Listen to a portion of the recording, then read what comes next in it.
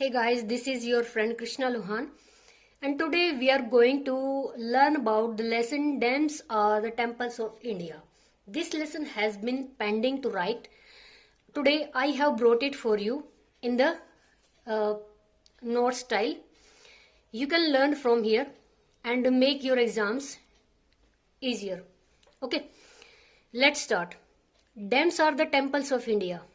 Friends, I request you, if you are new at my channel, please subscribe my channel and press bell icon so that you can get every updated video and every desirable lesson. Okay, let's start.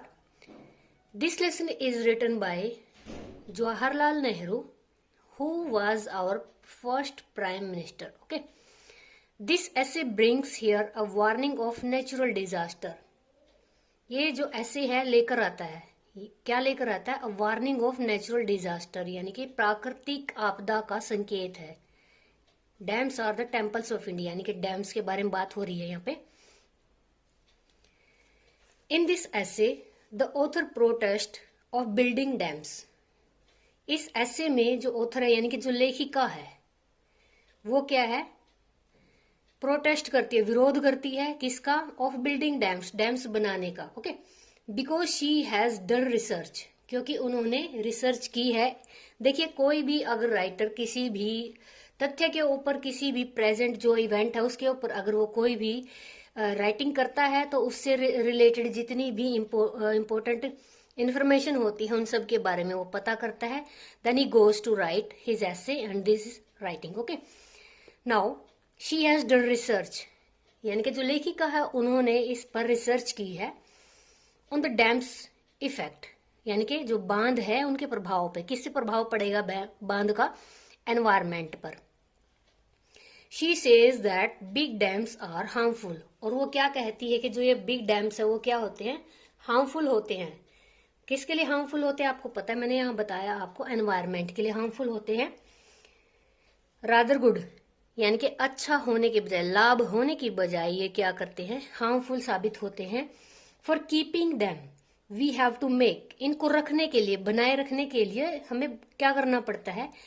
रिजर्वोर्स, यानी कि इनको सुरक्षित रखने के लिए, dams को और बढ़ाने के लिए हमें बड़े बड़े तालाब बनाने पड़ते हैं इनके साथ में. These reservoirs makes the earth wastage, यानी कि अब ये जो तालाब है ये पृथ्वी को क्या बना देते हैं? एक तरह से इसको वेस्ट बना देते हैं, यानी कि उसकी पूरी गुणवत्ता खत्म हो जाती है जहां पर भी डैम्स बनते हैं. People are displaced due to making of these big dams. अब जो यहाँ के लोग होते हैं वो क्या होते हैं? डिस्प्लेस हो जाते हैं, यानी कि वहां से उनको हटा दिया जाता है जब भी इन डैम्स का निर्माण किया जाता है. अब डिस्प्लेस होने के बाद दे आर होमलेस, हेल्पलेस, यानी कि वो क्या हो जाते हैं? होमलेस हो जाते हैं और हेल्पलेस हो जाते हैं. दीज डैम्स अफेक्ट इकोलॉजी, और ये जो डैम्स होते हैं ये क्या, किसको प्रभाव करते? सबसे ज्यादा किस पे प्रभाव डालते हैं? इकोलॉजी, हमारे वातावरण पे डालते हैं. You can write this sentence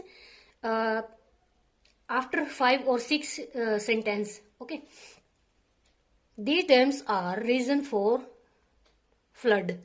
अब जो ये डैम्स हैं किसका कारण बनते हैं? बाढ़ का कारण बनते हैं. इनके कारण क्या? मान लीजिए, अब जैसे आपने देखा होगा अभी जो अभी धौली गंगा में, जो ये अभी उत्तराखंड में आपने देखा, उत्तरकाशी में जो भी बाढ़, वो पानी आया, ग्लेशियर का पानी आया, उसने डैम को बिल्कुल तबाह कर दिया. अब जो जितना भी पानी डैम में होता है वो भी उसके साथ फ्लो होके निचले इलाकों में आता है और भारी तबाही मचाता है. ओके, दूसरा कारण बनता है इसका डैम्स का वाटर लॉजिंग. ठीक है, यानी कि जो ये पानी का रिसना डैम से ही होता ही है, क्योंकि अब इतना तो आपको भी पता है कि डैम्स पर अच्छा काम नहीं किया जाता है, कुछ ना कुछ कमी रह जाती है जिसकी वजह से जो पानी रिसने लगता है. एंड सोल्टी वाटर, और तीसरा कारण बनता है कि वहां का पानी जो है नमकीन हो जाता है, और क्या है वो? Which is not safe to drink, और वो पीने के लायक नहीं होता. Okay, they become reason of earthquake. अब जो ये डैम्स हैं किसका कारण बनते हैं? अर्थक्वेक का कारण बनते हैं.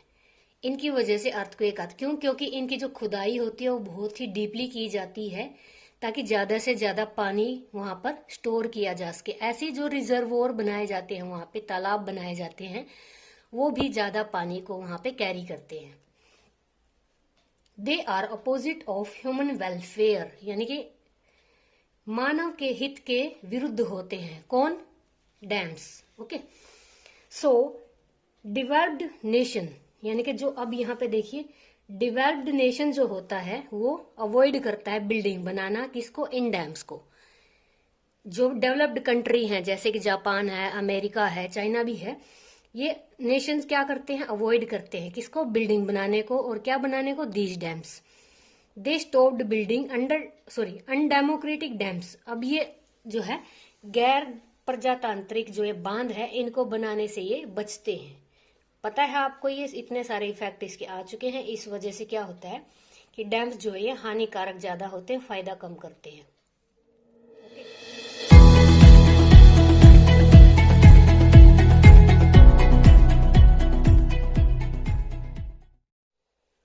Now the second part of this essay, you can write from separate essay. Okay. People used to visit dams.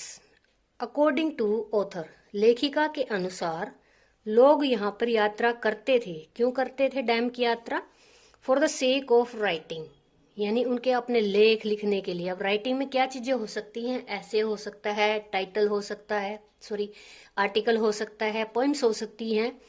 ठीक है, आपने देखा होगा जैसे अखबारों में लेख छापे जाते हैं। अब इससे रिलेटेड जो उत्तरकाशी में हुई घटना, इससे संबंधित लेख भी छापा गया है, जो ग्लेशियर पिघलने के कारण से लेकर उसके रोकने तक, या उसके रोक तो नहीं सकते लेकिन उससे जो जुड़ी सहायताएं हैं या फिर जो उपाय बताए जाते हैं वो सारे उस लेख में होते हैं।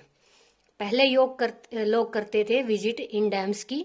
किस लिए करते थे? अपनी राइटिंग के लिए, पोइम्स के लिए। एंड सम टाइम, और कुछ कई बार, दे यूज टू कंपेयर, अब वो इनको कंपेयर करते थे, दीज डैम्स विद हीरोइन।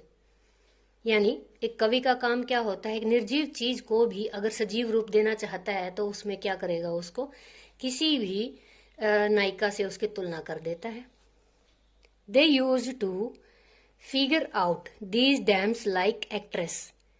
अब ये फिगर आउट मतलब यह क्या है कि जैसे कि आपकी व्याकरण में है अलंकार है, अलंकार को फिगर ऑफ स्पीच बोला जाता है। वो फिगर ऑफ स्पीच का प्रयोग करते हैं, डैम्स की सुंदरता का बखान करते हैं, लाइक एक्ट्रेस, एक एक्ट्रेस की तरह, नायिका की तरह। Now government earns profit by making these dams. अब जो गवर्नमेंट है कमाती है फायदा बनाकर, किसके द्वारा? बनाकर दीज डैम्स, इन डैम्स को बनाकर वो प्रॉफिट कमाती है सरकार। It gives a big advantage of to the rich. और ये काम जो है प्रॉफिट जो है डैम्स बनने के बाद किसको होता है सबसे ज्यादा? आपको भी पता है, it gives a big advantages to the rich. आपको जानकर हैरानी होगी कि जो जितने देहाती इलाके हैं, नदियां हैं, डैम्स हैं, मोस्टली पानी इनका महानगरों में जाता है। औद्योगिकरण के कारण भी जाता है, और कुछ ये जो है जैसे मुंबई में स्टार्स है, आप जानते हैं सबके घरों में एक एक स्विमिंग पूल है। ये अगर एक बार भी उसमें नहा लेते हैं तो वो पानी को तुरंत निकाल दिया जाता है, यानी कि कई गैलन पानी खराब करते हैं। It gives a big advantage to the rich, अमीरों को इसका फायदा दिया जाता है। Here you can say that, यहाँ आप यह कह सकते हैं, government provides facilities to the rich, कि सरकार जो है पूरा जो फायदा है, जितनी भी सहायता है वो किसको करती है? अमीरों को करती है। टेकिंग फ्रॉम द पुअर, और लेती किससे है? गरीबों से। ठीक है। The all process makes undemocratic environment, और ये जितनी प्रोसेस है बांध बनाने की, पानी पहुंचाने की, इकट्ठा करने की, इसको गैर प्रजातांत्रिक माना जाता है, और ये वातावरण को दूषित करती हैं। ठीक है, लिख सकते हो, इट पल्यूट्स एनवायरमेंट। एक सेंटेंस और है। ठीक है, रीचिंग एट द क्रक्स, यानी कि हम अब कंक्लूजन पर पहुंचते हुए, the author wants to aware, लेखिका अवेयर करना चाहती है, the government not to accumulate authority, की जो गवर्नमेंट है उसको फायदा नहीं कमाना चाहिए, यानी कि सत्ता पाने के लिए उसको फायदा नहीं कमाना चाहिए।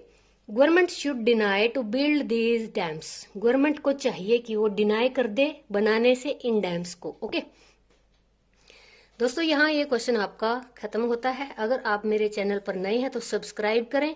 साथ में अगर आपको सेकेंड ईयर से रिलेटेड वीडियोस चाहिए, नेक्स्ट जो आपके एग्जाम होंगे अगली बार, या आपको सेकेंड सेम से रिलेटेड क्वेश्चन चाहिए, वो भी यहाँ पे मैंने डाले हैं। फिर बात रही सेकेंड और थर्ड ईयर की, तो उसके लिए भी मैं आपकी हेल्प करूंगी। मेरे साथ बने रहिए। Stay tuned for second year. Okay, keep watching and support me. This is your own channel. Keep continue with me. I'll help you